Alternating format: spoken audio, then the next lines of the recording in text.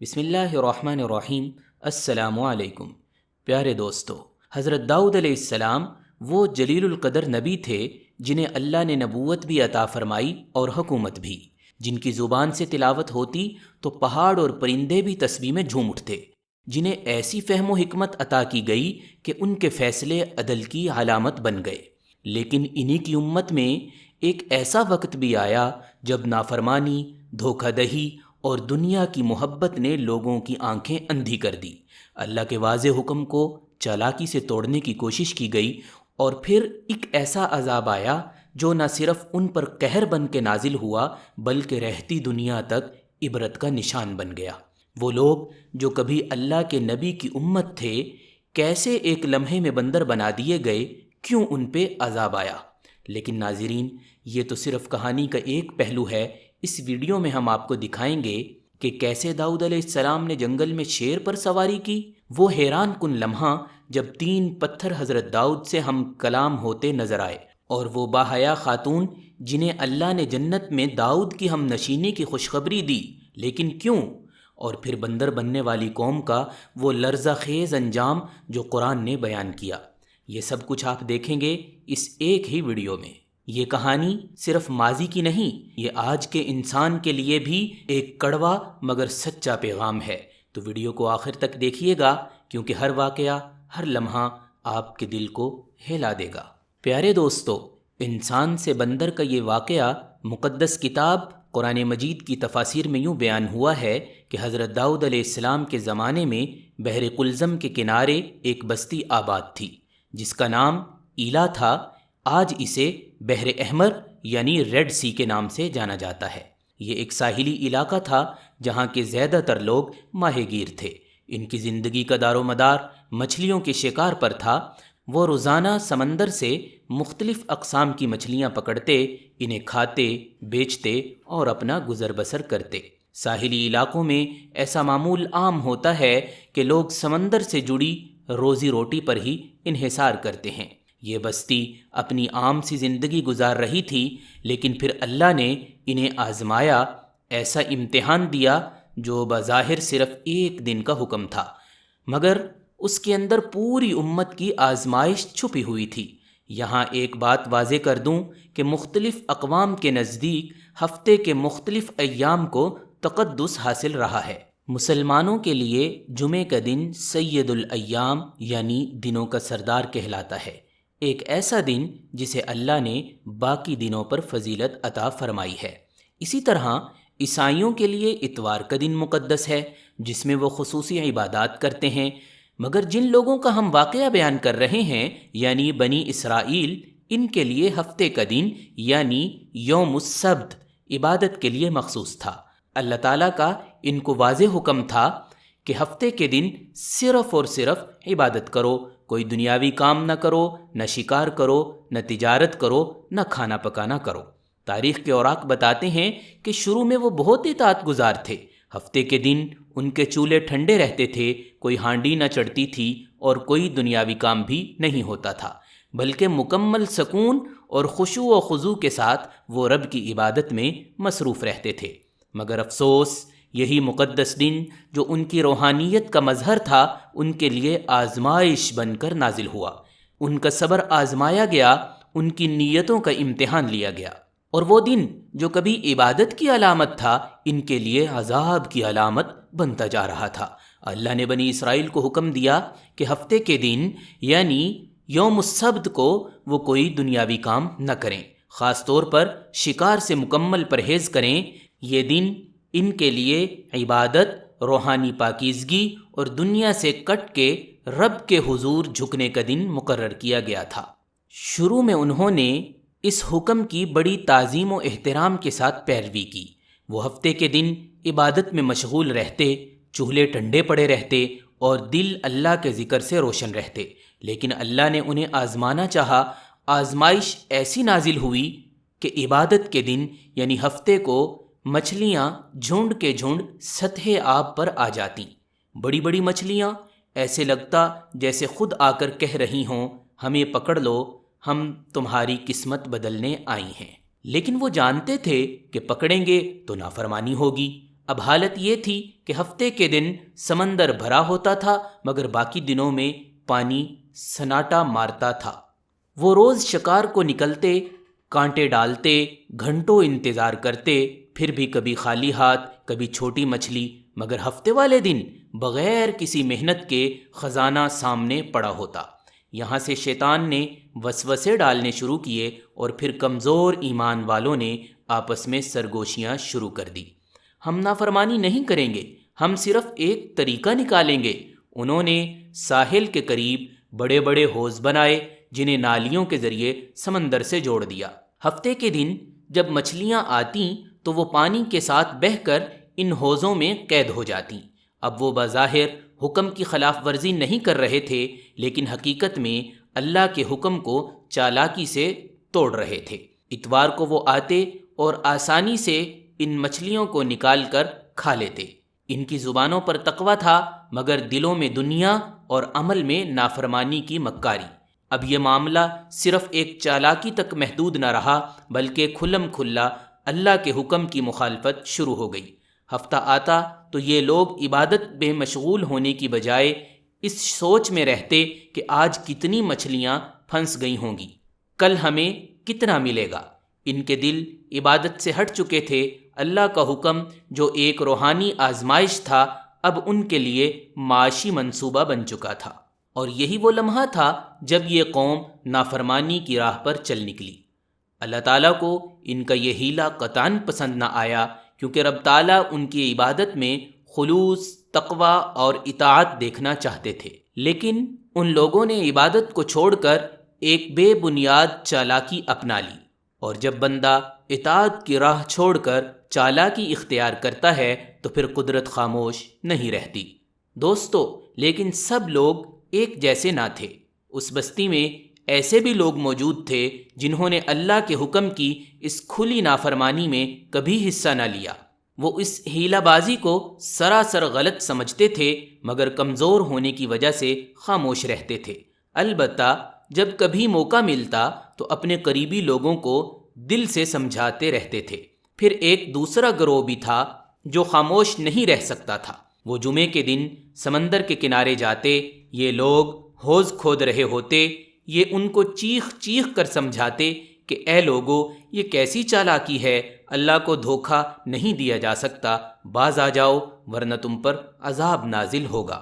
مگر وہ تیسرا گروہ جنہوں نے دنیا کی راحت کو دین پر ترجیح دی، جو ہفتے والے دن ہی شکار کرتے اور اللہ کے حکم کو پسے پشت ڈال چکے تھے، وہ اب کھلم کھلا باغی اور گناہگار بن چکے تھے۔ ان کی بے حیائی اور سرکشی کی حدیں ٹوٹ چکی تھی۔ ایسے میں جو پہلا گروہ تھا نیک اور عبادت گزار، انہوں نے خود کو مکمل طور پر ان گناہگاروں سے الگ کر لیا۔ وہ شہر سے دور ایک اور گاؤں میں چلے گئے، وہاں ایک بڑی دیوار کھڑی کی اور اپنے رب سے توبہ کی۔ اے اللہ، ہم تیرے نافرمان نہیں، ہم ہیلے سے بری ہیں۔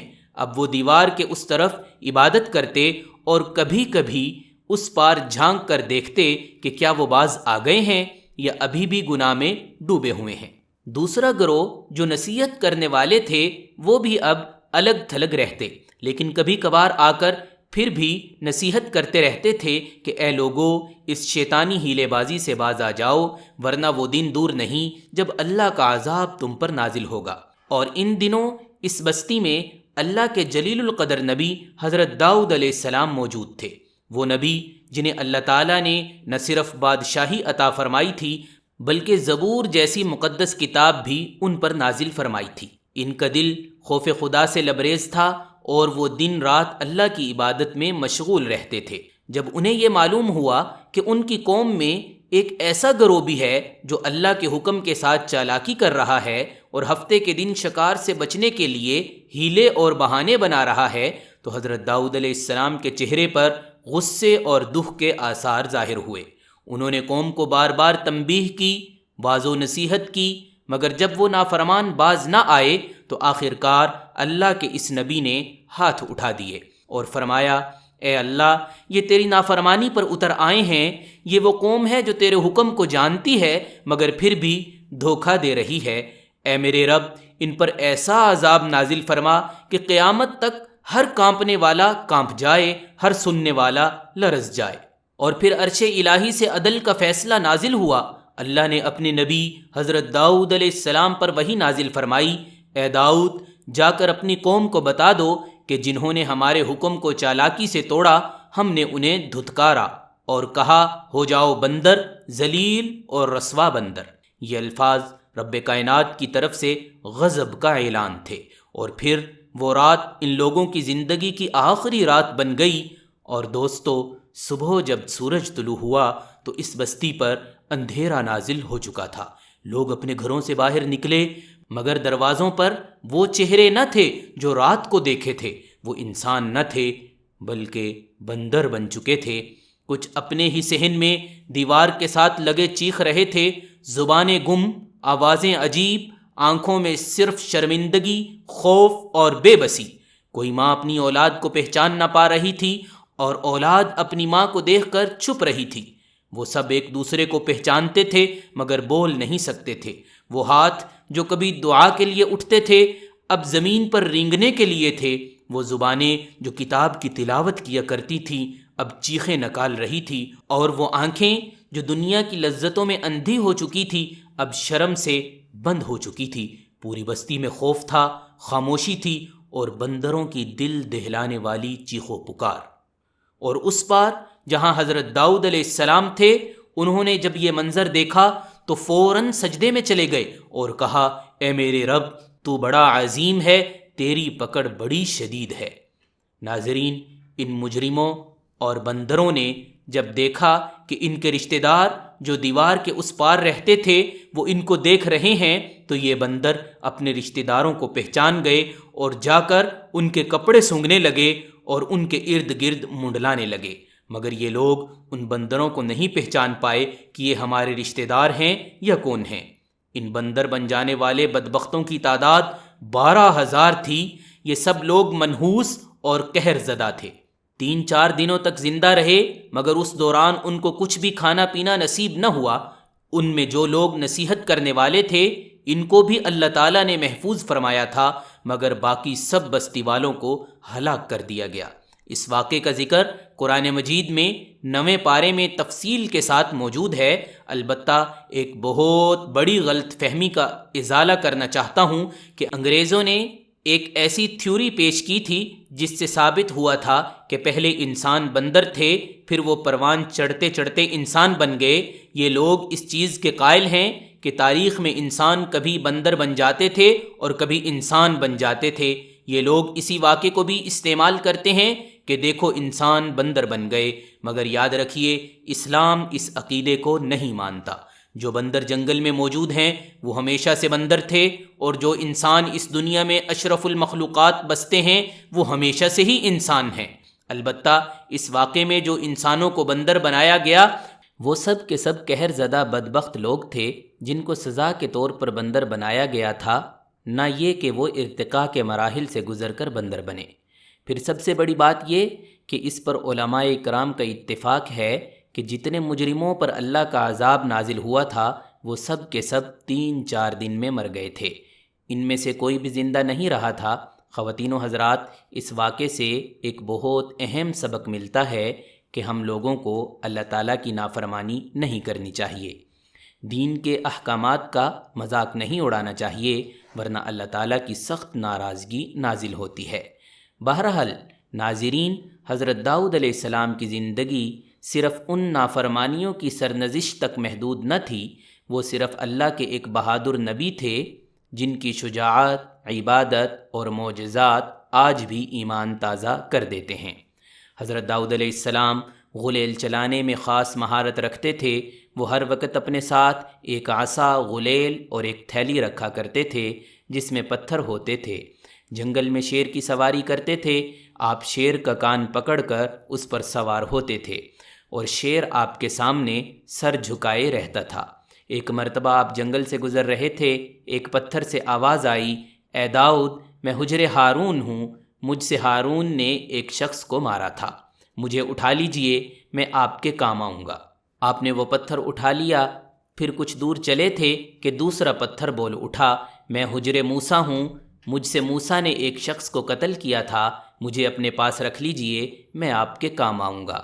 آپ نے اس پتھر کو بھی اٹھا لیا اور اپنی تھیلی میں ڈال لیا۔ آپ ابھی چند قدم ہی چلے تھے کہ ایک تیسرے پتھر نے صدا لگائی، میں حجر داؤد ہوں جو نبی ہیں اور وہ مجھ سے جالوت کو ماریں گے۔ حضرت داؤد علیہ السلام نے اس پتھر کو بھی اٹھا لیا اور تھیلے میں ڈال لیا۔ اس وقت جالوت کا پورے ملک میں شہرہ تھا، یہ دیو ہیکل ظالم فلسطینی سردار تھا اور موجودہ اسرائیل اور فلسطینی ریاست پر انسانیت کی ناک میں دم کر رکھا تھا۔ وہ بنی اسرائیل سے شدید نفرت کرتا تھا، انہیں تنگ کرتا تھا۔ ریاست کا بادشاہ بھی جالوت کے مظالم سے تنگ تھا۔ اس نے اپنے وزیروں اور مشیروں کو بلوایا اور جالوت سے نجات کا طریقہ دریافت کیا۔ ایک معتمد خاص نے آگے بڑھ کر عرض کیا، بادشاہ سلامت، میرا خیال ہے سلطنت میں یہ اعلان کروایا جائے، جو نوجوان بھی جالوت کو قتل کرے گا بادشاہ سلامت اسے آدھی سلطنت دیں گے۔ بادشاہ کو یہ تجویز پسند آ گئی، اس نے منادیوں سے ملک بھر میں اعلان کروا دیے۔ یہ اعلان حضرت داؤد تک بھی پہنچا۔ جو ہی انہوں نے آپ کا یہ اعلان سنا، آپ کو فوراً پتھر یاد آ گیا۔ آپ بھاگتے ہوئے منادی کے پاس پہنچے اور اس سے کہا کہ جالوت کو میں قتل کروں گا۔ منادی یہ خبر لے کر بادشاہ کی خدمت پہ پہنچا اور بادشاہ کو بتایا کہ ایک نوجوان نے یہ چیلنج قبول کر لیا ہے۔ بادشاہ نے فوراً اس نوجوان کو طلب کیا اور ملاقات کے بعد مطمئن ہوا کہ یہی نوجوان جالوت سے ٹکر لے سکے گا۔ حضرت داؤد علیہ السلام کے اس چیلنج کے بعد اسرائیلیوں اور فلسطینیوں کے درمیان جنگ کا آغاز ہو گیا۔ اسرائیلی جالوت کی فوج اور جنگی سامان دیکھ کر پریشان ہو گئے اور بادشاہ سے کہنے لگے، ہم آج کی جنگ میں شریک نہیں ہوں گے۔ اسی اثناء میں حضرت داؤد علیہ السلام ایک عام سپاہی کی حیثیت سے طالوتی لشکر سے نمودار ہوئے۔ دوسری جانب سے جالوت نکلا جو سر سے پاؤں تک دھات میں لپٹا تھا۔ دونوں ایک دوسرے کے سامنے کھڑے ایک دوسرے کو دعوت جنگ دے رہے تھے۔ حضرت داؤد نے اپنے تھیلے سے غلیل اور پتھر نکالا، پتھر کو غلیل میں پھنسایا اور جالوت کے سر پر دے مارا۔ پتھر کا جالوت کے سر سے ٹکرانا تھا، وہ ریزہ ریزہ ہو کر زمین پر گر گیا۔ یہ منظر دیکھ کر قوم یہود کنگ رہ گئی۔ پھر اسرائیلیوں نے مل کر فلسطینیوں پر حملہ کر دیا اور انہیں مار بھگایا۔ بادشاہ آگے بڑھ گیا، اس نے اپنے وعدے کے مطابق حضرت داؤد علیہ السلام کو آدھی سلطنت عطا کی اور اپنی شہزادی عنیہ سے آپ کی شادی بھی کرا دی، اور یوں حضرت داؤد علیہ السلام اس سلطنت کے بادشاہ بن گئے اور یہ محل آپ کی قیام گاہ تھی۔ حضرت داؤد علیہ السلام بنی اسرائیل کے ایک طاقتور بادشاہ اور نبی تھے۔ اللہ نے آپ کے فرزند حضرت سلیمان کو بھی ایک خاص علم عطا کیا تھا۔ قرآن نے آپ کو خلیفۃ الارض بھی کہا ہے۔ آپ سے قبل یہ اعزاز صرف آدم علیہ السلام کو حاصل تھا۔ تاریخ میں ملتا ہے کہ حضرت داؤد علیہ السلام کے زمانے میں ایک شہوت پرست شخص تھا۔ وہ لگاتار ایک خاتون کے پاس جاتا اور اسے عصمت دری والا کام کرنے پر مجبور کرتا تھا۔ اللہ تعالیٰ نے اس خاتون کے دل میں بات ڈالی کہ وہ اس شہوت پرست شخص سے کہے کہ تو جب میرے پاس آتا ہے اس وقت ایک اجنبی شخص تیری بیوی کے پاس جاتا ہے۔ اس خاتون نے یہ بات اس شخص سے کہی تو وہ فوراً دوڑا دوڑا اپنے گھر گیا اور کیا دیکھا کہ ایک اجنبی اس کی بیوی کے ساتھ ہم بستری کر رہا ہے۔ یہ معاملہ دیکھ کر وہ بہت پریشان ہوا۔ اس نے اپنی بیوی کے ساتھ ہم بستری کرتے شخص کو پکڑا اور حضرت داؤد علیہ السلام کے پاس لے جا کر کہا، اے اللہ کے پیغمبر، میرے اوپر ایک ایسی مصیبت آئی ہے جو آج تک کسی پہ نہ آئی ہوگی۔ حضرت داؤد علیہ السلام نے پوچھا، وہ کون سی مصیبت ہے؟ شہوت پرست مرد نے کہا، یہ شخص میری عدم موجودگی میں میرے گھر آیا ہے اور میری بیوی سے زنا کیا ہے۔ اللہ تعالیٰ نے حضرت داؤد علیہ السلام پر وحی نازل فرمائی جس کا ترجمہ ہے، جیسا کرو گے ویسا بھرو گے۔ ناظرین، ایک دن اللہ تعالیٰ نے حضرت داؤد علیہ السلام پر وحی نازل کی کہ آپ خلادہ بنت اوس کے پاس جائیں، اسے بہشت کی خوشخبری دیں اور کہیں کہ وہ بہشت میں آپ کی ہم نشیں ہے۔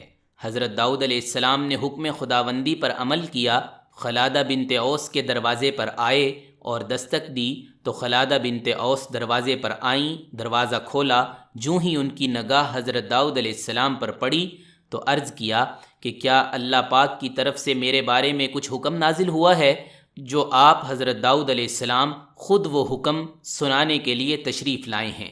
حضرت داؤد علیہ السلام نے کہا، ہاں، خلادہ بنت اوس نے حضرت داؤد علیہ السلام سے پوچھا وہ کیا ہے؟ تو حضرت داؤد علیہ السلام نے کہا اللہ تعالیٰ نے میرے اوپر وحی نازل کی ہے اور فرمایا ہے تم بہشت میں میری ہم نشیں ہو۔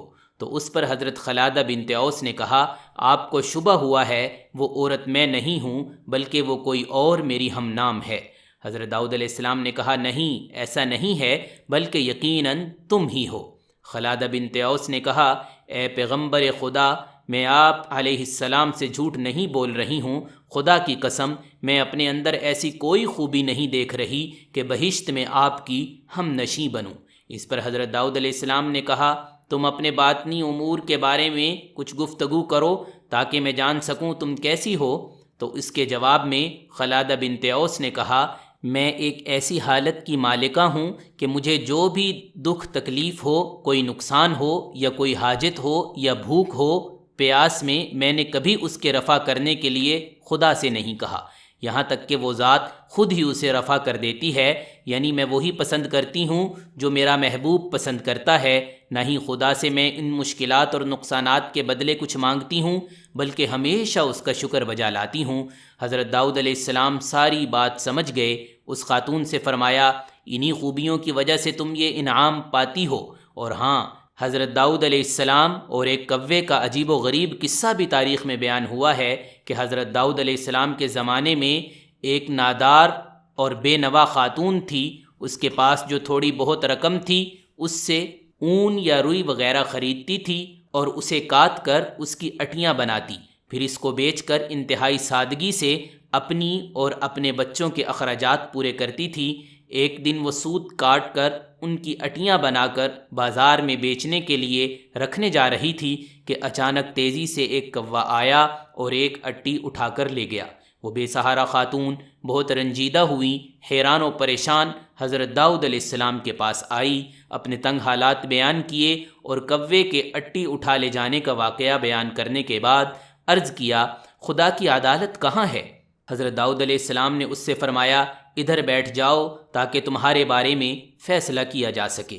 ایک طرف یہ واقعہ پیش آیا، دوسری طرف یہ ہوا کہ کچھ لوگ کشتی کے ذریعے دریا عبور کر رہے تھے، ان کی کشتی میں سوراخ ہو گیا اور پانی داخل ہونے سے کشتی کے ڈوبنے کا خطرہ تھا، تو ان لوگوں نے نظر مانی کہ اگر اس خطرے سے نجات مل گئی تو 1000 دینار کسی یتیم یا فقیر کو دیں گے۔ اللہ تعالیٰ نے ان پہ لطف و کرم کیا، اس کوے کی ڈیوٹی لگائی کہ وہ اس خاتون کی اٹیاں اٹھا کر کشتی میں لا پھینکے، تو کوے نے ایسا ہی کیا۔ ان لوگوں نے سوت کی اٹی سے فائدہ اٹھایا، کشتی کا سوراخ اچھی طرح بند کیا اور ڈوبنے سے نجات پائی۔ جب وہ لوگ ساحل پر پہنچ گئے تو اپنی نظر ادا کرنے کے لیے سیدنا حضرت داؤد علیہ السلام کی خدمت میں حاضر ہوئے اور 1000 دینار حضرت داؤد علیہ السلام کی خدمت میں پیش کرتے ہوئے اپنے دریا میں ڈوبنے سے نجات پانے کا پورا واقعہ تفصیل کے ساتھ سنایا۔ حضرت داؤد علیہ السلام نے اس خاتون کے سامنے خدا کی حکمت و عظمت بیان کی اور وہ 1000 دینار اسے دے دیے۔ وہ خاتون بہت خوش ہوئی اور سمجھ گئی کہ خدا سے زیادہ کوئی بھی عادل اور احسان کرنے والا نہیں ہے۔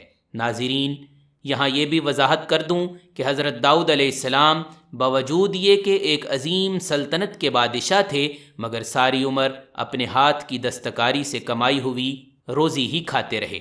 اللہ تعالیٰ نے آپ کو یہ معجزہ عطا فرمایا تھا کہ آپ لوہے کو ہاتھ میں لیتے تو وہ موم کی طرح نرم ہو جایا کرتا تھا، آپ اس سے زرہیں بنا کر فروخت کرتے، اس رقم کو اپنا ذریعہ معاش بنائے ہوئے تھے۔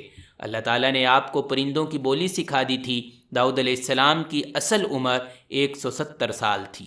آپ علیہ السلام کا مدفن سیہون میں ہے، جہاں آپ کے آباء و اجداد بھی مدفون ہیں۔ ہماری دعا ہے کہ اللہ رب العزت حضرت داؤد علیہ السلام کو امت مسلمہ کی طرف سے جزائے خیر عطا فرمائے، اور اللہ تعالی ہم سب کو اپنی ناراضگی والے کاموں سے بچا لے، اور جن گناہوں کی وجہ سے اللہ کا عذاب نازل ہوتا ہے اللہ تعالی ہمیں ایسے گناہوں سے بھی بچا لے۔ آمین یا رب العالمین۔